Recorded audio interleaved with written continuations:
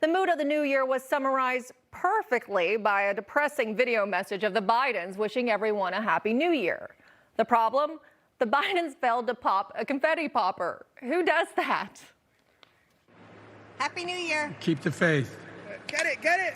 Pop it. Yeah. Here it comes. They never work right.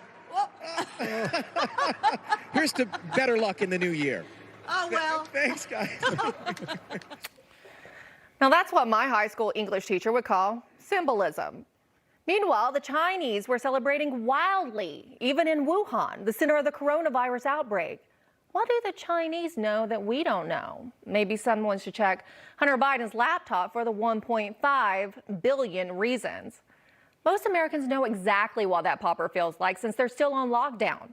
The virus, the lockdowns, the job losses, all of these things have contributed to the dire post-election mood of the country.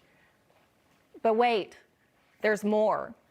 It seems that our country's institutions are also collapsing before our eyes. The Supreme Court declined to hear the Texas case on voter fraud, even though it was staffed by three new Trump-appointed judges.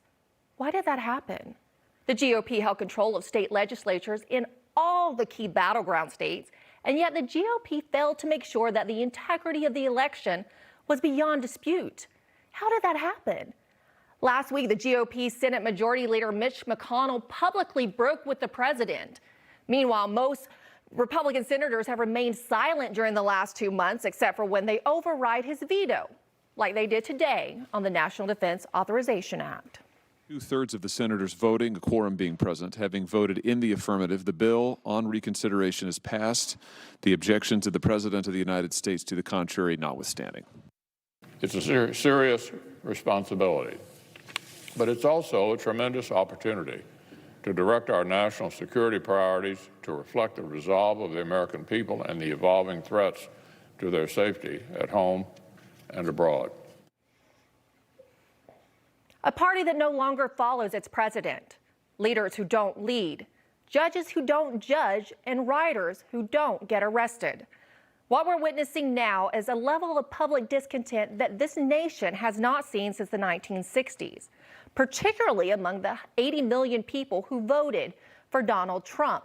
The cumulative effect of the last 2 months of election news among Republican voters is extraordinary.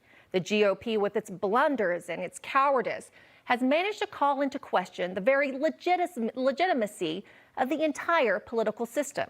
Just yesterday, at a Georgia State Senate Judiciary meeting, a witness hacked one of the state's voting machines through the internet during his testimony, right there.